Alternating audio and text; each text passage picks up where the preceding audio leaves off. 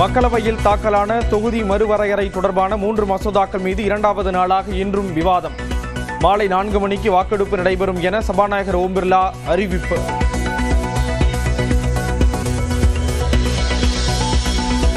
Sandwich போல மசோதாக்களை கொண்டு வந்துள்ளதாக மக்களவையில் திமுக குழு தலைவர் TR பாலு விமர்சனம். வேண்டுமென்றே மத்திய அரசு குழப்புவதாக குற்றச்சாட்டு. All the 3 bills can be called as a sandwich bill because everything is interlinked together. So the government has not come forward to see that each and every bill is put separately. தேசப்பற்று குறித்து எங்களுக்கு பாடம் எடுக்க வேண்டாம் என்று பாஜக MP Tejashwi சூர்யாவுக்கு திமுக MP R ராசா பதில். தொகுதி மறுவரையறை குறித்து சில அரசியல் கட்சி தலைவர்கள் தவறான தகவலை அளிப்பதாக கூறியதற்கு கண்டனம். Sir, in 1971, when Pakistan launched a war, we gave 6 crore, which was not matched by any other state, to maintain this nationalism of the country. In 1999, when Vajpayee was the Prime Minister, Tamil Nadu government, led by Dr. Kalangir Karunanidhi, gave 100 crores for the Kargil war. He should not teach nationalism for us. மகளிர் இடஒதுக்கீடு மசோதாவால் யாருக்கும் பாதகம் ஏற்படாது என உறுதிமொழி வழங்க தயார் என மக்களவையில் பிரதமர் மோடி திட்டவட்டம். தமிழில் பொருத்தமான வார்த்தை இருந்தால் அதை பயன்படுத்த தயார் என்றும் தொகுதி மறுவரையறை குறித்த விவாதத்தில் விளக்கம். தொகுதி மறுவரையறைக்கு எதிராக திமுக எம்பிக்கள் கருப்பு சட்டை அணிந்து வந்ததற்கு மக்களவையில் நன்றி கூறிய பிரதமர் மோடி, நல்ல காரியங்களுக்கு தீய சக்தியின் கண்பட்டுவிடக் கூடாது என்பதற்காக திருஷ்டி போட்டு வைப்பதாகவே கருதுவதாக பேச்சு. लेकिन अपने यहाँ जब कोई भी शुभ काम होता है उसको नजर न लग जाए, इसलिए काला टीका लगाने की परंपरा है. मैं आपका धन्यवाद करता हूं काला टीका लगाने के लिए. बहुत बहुत धन्यवाद. தொகுதி மறுவரையறை மசோதாவால் தென் மாநிலங்களுக்கு நன்மையை ஏற்படும் என மக்களவையில் அமித்ஷா விளக்கம். தென் மாநிலங்களில் தற்போது உள்ள 129 தொகுதிகள் 195 தொகுதிகளாக உயரும் என உறுதி. तमिलनाडु राज्य से चुनकर यहाँ आते हैं और 543 के सदन में उसके प्रतिशत है 7.18% और अब 50% वृद्धि के बाद सांसद लगभग हो जाएंगे 59 और इनकी नए सदन में. தொகுதி மறுவரையறையால் தமிழ்நாட்டின் தொகுதிகளின் எண்ணிக்கை 59ஆக உயரும் என மக்களவையில் அமித்ஷா உறுதி. தற்போது உள்ள 7.18 விழுக்காடு விகிதம் 7.23 விழுக்காடாக உயரும் என விளக்கம். அமித்ஷாவின் பேச்சை தண்ணீரில் தான் எழுத வேண்டும் என்றும் அவரின் வெற்று பேச்சை திமுக நம்பாது என்றும் முதலமைச்சர் விமர்சனம். தொகுதி மறுசீரமைப்பால் தமிழ்நாட்டுக்கு பாதிப்பு வராது என்று அமித்ஷாவை கூறிவிட்டதாக EPS பேசியதை சுட்டிக்காட்டி முதலமைச்சர் சாடல். பழனிசாமி என்ன பேசி இருக்காருன்னா, டீலிமிட்டேஷனால தமிழ்நாட்டுக்கு பாதிப்பு இருக்காதுன்னு அமித்ஷாவே சொல்லிட்டாருன்னு பழனிசாமி பேசுகிறார். தேர்தல் கூட்டத்தில் அமித்ஷா சொன்னதையெல்லாம் தண்ணியில தான் எழுதி வைக்கணும். தொகுதி மறுவரையறையை வெளிப்படையாக எதிர்க்க முதுகெலும்பு இல்லாத கூட்டம்தான் அதிமுக என முதலமைச்சர் MK ஸ்டாலின் சாடல். டெல்லியின் ரிமோட் கண்ட்ரோலுக்கு தன்மானம் உள்ள தமிழர்கள் அடிபணிய மாட்டோம் என்றும் நாமக்கல் பரப்புரையில் பேச்சு. டெல்லியோட ரிமோட் கண்ட்ரோலுக்கு ஆடுகிற அடிமைகள் தமிழ்நாட்டை ஆளக்கூடாது. தொகுதி மறுவரையறையால் தமிழ்நாட்டிற்கு பாதிப்பு இல்லை என கோவை பரப்புரையில் எடப்பாடி பழனிசாமி விளக்கம். திமுக நினைப்பதை விட தமிழ்நாட்டிற்கு பாஜக நல்லது செய்யும் என்றும் பேச்சு.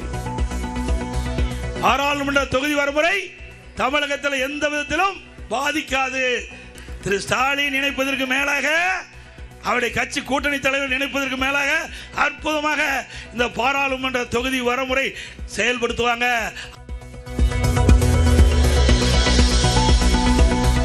தொகுதி மறுவரையறை விவகாரத்தில் முதலமைச்சர் அவதூறு பரப்புவதாக EPS குற்றச்சாட்டு. ஜெயலலிதா விரும்பிய 33% இடஒதுக்கீடு மசோதாவை தான் தற்போது பிரதமர் மோடி நிறைவேற்றி இருப்பதாக மேட்டுப்பாளையம் பரப்புரையில் பேச்சு. நம்முடைய மகளிருக்கு 33% இட மசோதாவை கொண்டு வந்தது அண்ணா திமுக இருக்கிற காலம், அம்மா காலம். அப்பவே நின்று போயிட்டது. அதை இப்பொழுது இருக்கின்ற பாரத பிரதமர் நரேந்திர மோடி அவர்கள் அம்மா கொண்டு வந்ததை நிறைவேற்றியிருக்கார். மகளிர் இடஒதுக்கீடு சட்டம் அமலுக்கு வந்ததாக மத்திய அரசு அறிவிப்பு. நாடாளுமன்ற இரு அவைகளிலும் 2023ஆம் ஆண்டு செப்டம்பர் மாதம் நிறைவேற்றப்பட்ட நிலையில் 30 மாதங்களுக்கு பிறகு அரசிதழில் வெளியீடு. பொதுமக்கள் சொந்த ஊர்களுக்கு சென்று வாக்களிக்க வசதியாக சென்னையில் இருந்து வரும் 21ஆம் தேதி முதல் சிறப்பு பேருந்துகள் 3 நாட்களுக்கு 5574 சிறப்பு பேருந்துகளுடன் மொத்தம் 10,663 பேருந்துகள் இயக்கப்படும் என அரசு விரைவு போக்குவரத்து கழகம் அறிவிப்பு. நாம் தமிழர் ஆட்சிக்கு வந்தால் குற்றச் செயலில் ஈடுபடுவோர்களுக்கு கடும் தண்டனை என சீமான் எச்சரிக்கை. மாநிலம் முழுவதும் சிசிடிவி பொருத்தப்பட்டு குற்றங்கள் நடைபெறுவது தடுக்கப்படும் என்றும் உறுதி. கைப்பையை இருக்கிறது, சங்கிலியா இருக்கிறது, புள்ள கலெக்டா பண்றது, பொம்பளை பிள்ளை கலெக்டா பண்ண காலடி எடுத்து வைக்க முடியாது. தூக்கி என்ன பண்ணுவேன்னு தெரியாது. என் பிள்ளைய தொட்டா நெஞ்சில வாயும் ஒரு தோட்டா, போயிட்டு வா மேல டாட்டா. சென்னையில் விஜய் வெளியிட்ட தவிக தேர்தல் அறிக்கையை பெற்றுக்கொண்ட விவசாயி பரப்புரைகளில் சில வாக்குறுதிகளை அறிவித்த நிலையில் முழு தேர்தல் அறிக்கையை வெளியிட்டு மகளிர் மேம்பாடு, உலகத்தர கல்வி, சுகாதாரமான தமிழ்நாடு, சமூக பாதுகாப்பு, அரசு ஊழியர் நலன், இளைஞர் முன்னேற்றம், விவசாயிகள் நலன், மீனவர் நலன், தமிழ்நாடு வளர்ச்சி, நல்லாட்சி. இனி தமிழ்நாட்டில் தளபதி தலைவரினுடைய ஆட்சி.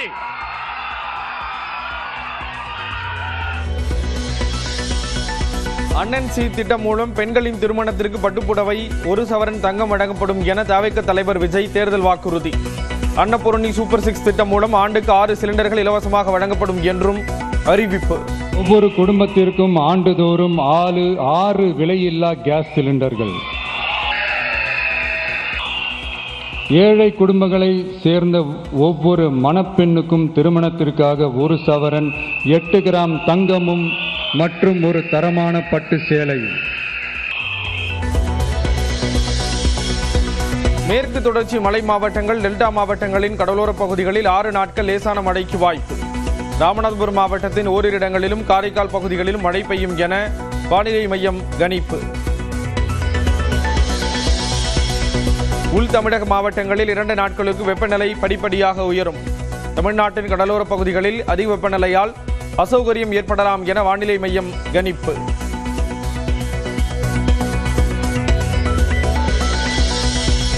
தேர்தல் பரப்புரைக்காக நாளை தமிழ்நாட்டிற்கு வரும் ராகுல் காந்தி பொன்னேரி, சோளிங்கர், துறையூரில் நடைபெறும் பொதுக்கூட்டங்களில் பங்கேற்று உரையாற்றுகிறார். நாட்டில் சிலிண்டர் விநியோகம் சீராவதற்கு 4 ஆண்டுகள் பிடிக்கும் என்று கூறப்படுவதில் உண்மை இல்லை என மத்திய பெட்ரோலிய அமைச்சகம் விளக்கம். அதிகாரப்பூர்வ தகவல்களை மட்டுமே நம்புமாறு மக்களுக்கு வேண்டுகோள்.